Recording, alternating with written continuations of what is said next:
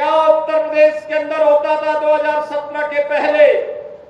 यही उत्तर प्रदेश है जहां पर हर जिले में समाजवादी पार्टी और कांग्रेस के नेतृत्व में पलने वाले माफियाओं की समानांतर सरकारें चलती थी।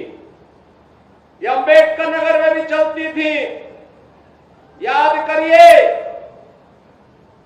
हिंदू जागरण मंच के अध्यक्ष, टाडा जनपद के ही निवासी, हमारे एक प्रमुख कार्यकर्ता की हत्या यहां होती है और कोई सुनवाई नहीं होती, कोई सुनवाई नहीं हो रही थी। तब भी मुझे आंदोलन करने के लिए अंबेडकर नगर जनपद में आना पड़ा था।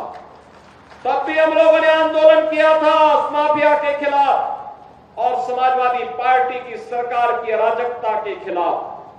कौन ऐसा जिला था, चाहे वह अंबेडकर नगर जिला रहा हो, अयोध्या रहा हो, मऊ, आजमगढ़, गाजीपुर, प्रयागराज, प्रतापगढ़, सुल्तानपुर, कोई जिला ऐसा नहीं था जहां पर कोई न कोई बड़ा माफिया समानांतर सरकार चला करके आम जनता की आवाज को दबाता था, गरीबों की आवाज को दबाता था, पिछड़ों की आवाज को दबाता था और दलित वंचित योजनाओं से भी वंचित रहते थे और सरकारें अपनी मौज मस्ती करती थी। उनको इससे कोई मतलब नहीं था, उनकी सरकार रहनी चाहिए, बाकी जाए भाड़ में, यही करते थे वे लोग। लेकिन 17 के बाद एक एक करके माफिया कहां चले गए ये भी आप सब जान रहे हैं। माफियाओं की छुट्टी हो गई, माफिया मुक्त उत्तर प्रदेश हो गया। जो लोग पर्व और त्योहार में विघ्न बाधा डालते थे, विघ्न बाधा समाप्त हुई। अब पर्व और त्योहार शांतिपूर्ण तरीके से मनाए जा रहे हैं। बेटी और व्यापारी की सुरक्षा पर जो खतरा पैदा करते थे वे सभी गायब हो गए और जो बचे हैं वे भी अपनी अंतिम यात्रा की तैयारी कर रहे होंगे।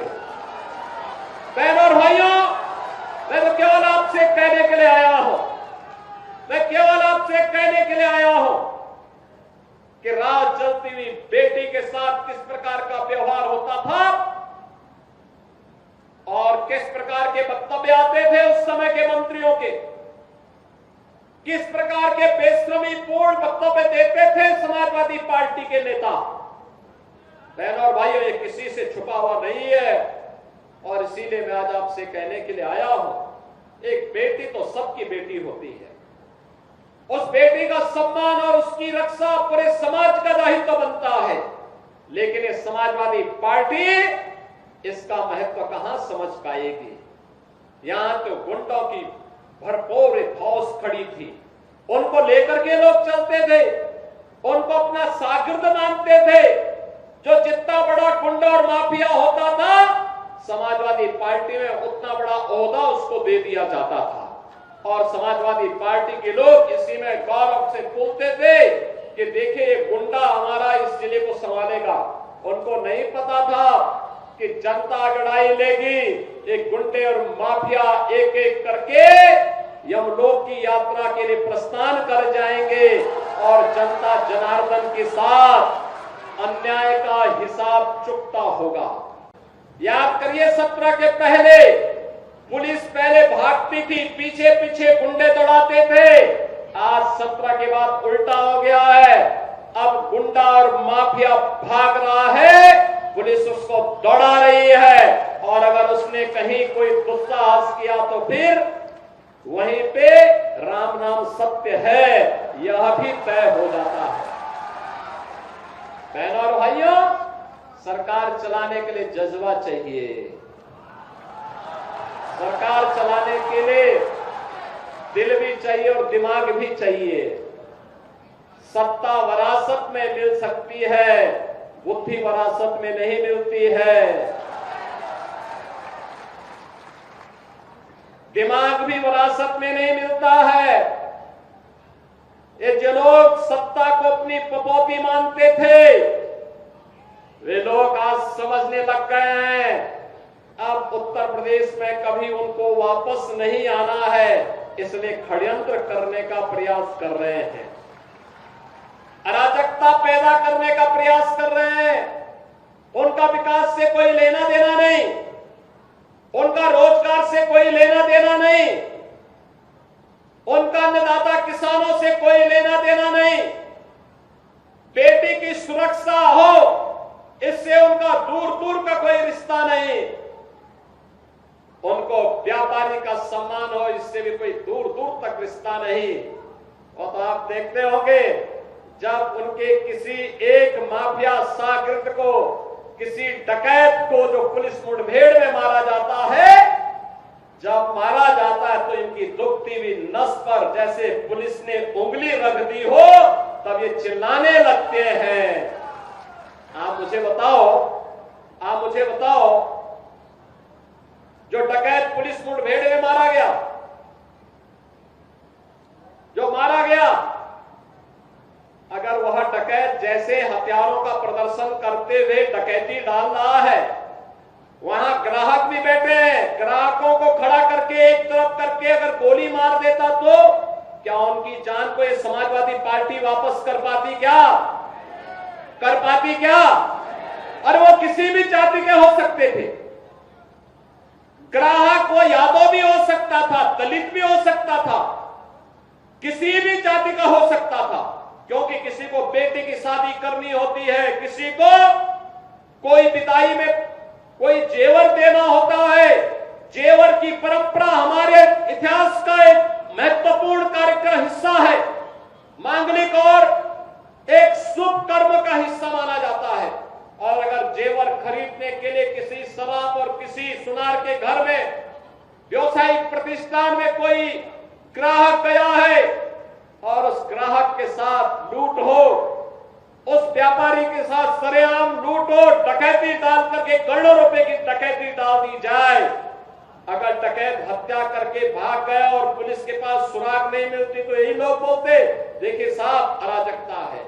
और अगर पुलिस ने पकड़ लिया, कार्रवाई कर दी और फिर मुठभेड़ में, आपसी मुठभेड़ में डकैत मारा जा रहा है, तो समाजवादी पार्टी को बुरा लग रहा है, कह रहे साहब ये नहीं होना चाहिए था। तो क्या होना चाहिए था? पूछना चाहिए था। थोड़ा पूछिए इन लोगों से क्या होना चाहिए था। क्या एक निषाद बेटी के साथ जो इन्होंने अयोध्या में किया समाजवादी पार्टी के नेता ने, क्या ये ठीक था? क्या एक निषाद बेटी की इज्जत के साथ खिलवाड़ समाजवादी पार्टी के लोग करते हैं? हमारा मंत्री डॉक्टर संजय निषाद वहां जाकर के उस बेटी की हालत देख करके रो पड़ा था और कह रहा था ये है निषादों के साथ समाजवादी पार्टी का कृत्य।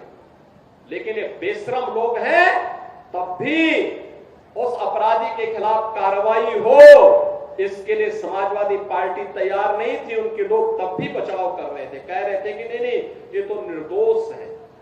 अरे निर्दोष क्या है? सब कुछ तो उसका प्रमाणित हो चुका है और उसके बाद भी निर्दोष बोलते हैं उसको।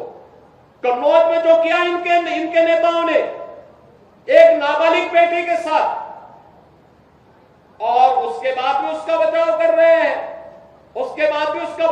रहे हैं, क्या ये सही था क्या जो कन्नौज में इनके नेता कर रहे थे? क्या ये सही था क्या? आज तो प्रमाणित हो चुका है कि इनके कृत्य क्या है। बहनों और भाइयों, यही समाजवादी पार्टी की वास्तविक पहचान है, क्योंकि ये लोग जब से सत्ता में आए थे लगातार यही काम करते थे, व्यापारियों को लूटते थे, बेटियों की इज्जत के साथ खिलवाड़ करते थे, गरीबों की जमीनों पर कब्जा करते थे, दबंगई के बल पर गरीबों की जमीनों को कब्जा करते थे। याद करिए जब मार्च 17 में सरकार बनी थी और सरकार बनते ही मैंने कहा था अगर किसी भूमाफिया ने किसी गरीब की, किसी व्यापारी की, किसी सरकारी जमीन पर कब्जा कर रखा है तो 24 घंटे के अंदर खाली कर ले। और मैं फिर कहूंगा कि अगर किसी माफिया ने किसी गरीब की, किसी किसान की, किसी अन्नदाता किसान की, किसी व्यापारी की जमीन पर कब्जा किया है, वे कृपया एक बार खाली कर ले। अगर खाली नहीं किया तो जो उसकी भी होगी उसको भी हम जब्त करके गरीब में बंटवाने का काम कर देंगे। मैं फिर कहूंगा, ये माफियागिरी किसी भी स्थिति में नहीं चलने दी जाएगी। कानून का राज हो, सबको सुरक्षा मिलेगी, सबको योजनाओं का लाभ मिलेगा। लेकिन अगर कोई कानून को ठेगा दिखाने का काम करेगा तो उसका काम तमाम करने का काम भी सरकार करेगी और इसके लिए किसी भी हद तक जाकर के उसके दुस्साहस का जवाब देगी।